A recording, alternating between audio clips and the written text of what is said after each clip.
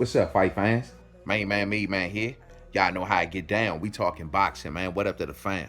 What up to everyone in Mainman Mademan's boxing forum over there on Facebook? So check it out, man. Just got finished watching the fight between Ericson Lubin and Sabastian Fundora, where Sabastian Fundora stops Ericson Lubin in 9 fight fans, with Ericson Lubin, his trainer, Kevin Cunningham, stopping the fight between rounds and not allowing Ericson Lubin to come out for the 10th round due to so much damage that he took during the fight and the swelling that he took on his face between his eyes, and became real bad, fight fans. It became real bad. But this was a hell of a fight, a hell of a roller coaster ride, man. If you missed it, you got to see this fight fans. This was the first time that Sabastian Fundora has failed and tasted the canvas because Ericson Lubin dropped him in the 7th round, hurting Sabastian Fundora. And what made the dropping so interesting, fight fans, was the fact that Ericson Lubin himself was pretty much losing, I'd say about 70 to 75% of that round. He was being towered on by Sabastian Fundora. And at that point, Ericson Lubin looked like he was almost, out of it in that round. And then out of nowhere, he catches Sabastian Fundora, what looks to be like a left hook or something, and started a flurry of punches and dropping Sabastian Fundora. According to Sabastian Fundora in a post-fight interview, he stated that he took a knee because he was taking so much damage. He didn't feel a reason to take further damage. Smart decision, if that's true. But at the end of the day, he was definitely hurt. But however, this fight was just still heat, and Sabastian Fundora rallied from that knockdown in the 7th round to continue to do what he pretty much did the entire fight, and that is come forward, try to make it within range to land his uppercuts on the inside, and just keep on pushing forward and pushing through Ericson Lubin shots. The one thing about Ericson Lubin, fight fans, that I was giving him total credit for was that he's a man that has many layers to his game, and he can do many different things in the ring. I was a bit taken back and a little surprised tonight that Ericson Lubin decided to pretty much fight Sabastian Fundora's game, and that is kind of go in the trenches with him. Early on, Ericson Lubin was kind of moving a bit, taking scoots back, but eventually, by I'd say about 3 or 4 rounds, Ericson Lubin decided to try to take the fight inside, slipping and dipping, and tried to land big shots on Sabastian Fundora, which he was doing, you know what I'm saying? But however, that is Sabastian Fundora's fight, and that is the kind of fight that he would love to drag Ericson Lubin in the first place. Him having to make the young boy work, come forward and find him in different places, I thought that would have been a better strategy as opposed to trying to slip and dip and fight him on the inside. But once again, Sabastian Fundora was just relentless, man.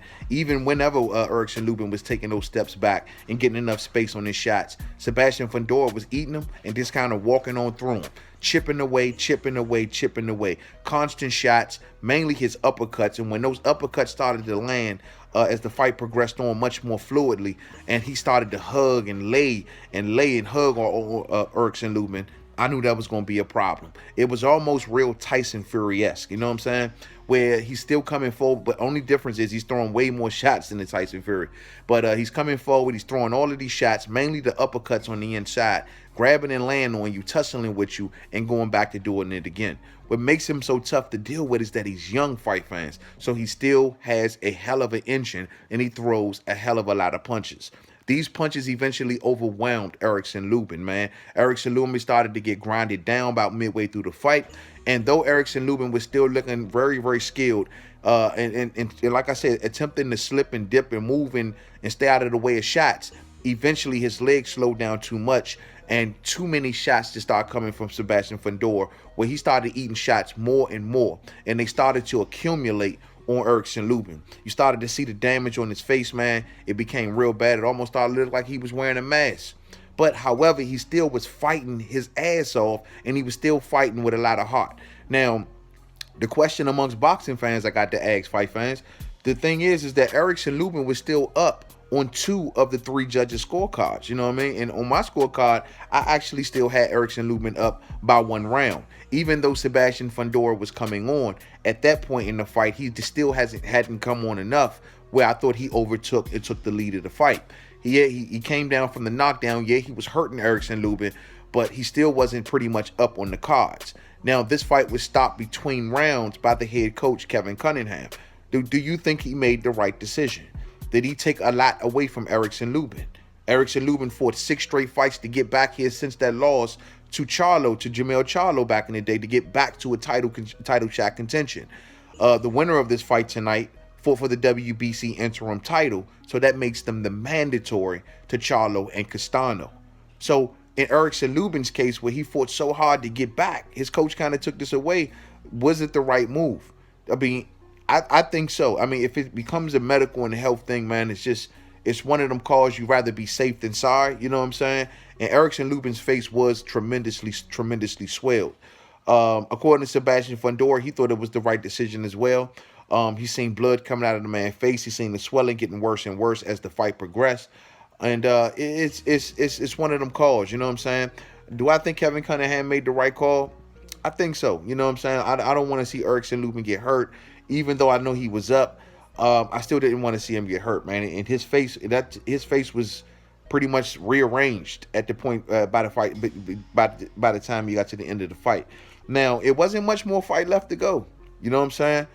I don't know, man. And Sabastian Fundora still had a lot of momentum going. This is the kind of fights that he fights, man. He's young. He can stay on his feet. He can keep on coming.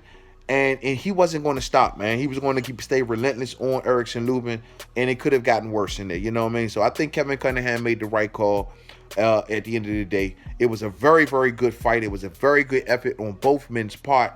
The very skillful Ericson Lubin put a hell of a fight up. Once again, I thought he was kind of doing well up until about midway through the fight. You know what I mean? When just do too much inside fighting, started eating too many shots, and just couldn't deal with the reach and stay away from the reach and the weight of Sabastian Fundora. You know what I'm saying? And it wore him down, man. It's just, it can happen to anybody.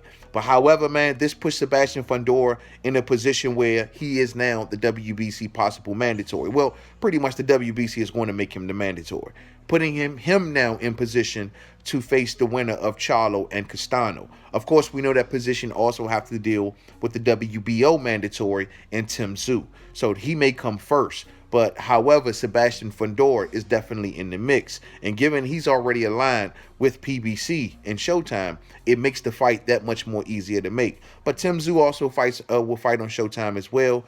His fight with Terrell Gaucher is going to be featured on Showtime. So who knows? The business may be easy to do there as well, man. So also Sabastian Fundora is pushed by Samson Lekowicz, promoter Samson Lekowicz, who also works heavily with Premier Boxing Champions in Al Heyman. So it looks like he's in a real good position, man. Sabastian Fundora going into those fights, he's going to be favored by a lot of boxing fans. I mean, he has that thing that's hard to deal with, where if he can just keep taking shots, walk through them, and still give out punishment and chip you away, that's always been a hard style to deal with. That's the same style that made Jarrett Hurd a unified world champion, you know what I'm saying?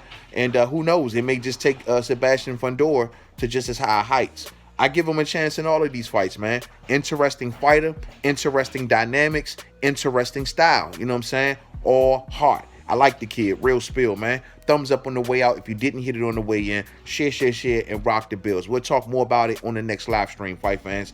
Very, very good fight once again, man. Hats off to Sabastian Fundora for moving on with his career. Young boy, man, going after those world titles, man. 154 is on fire. I'm loving the division right now all day. To the next video, man. Peace out.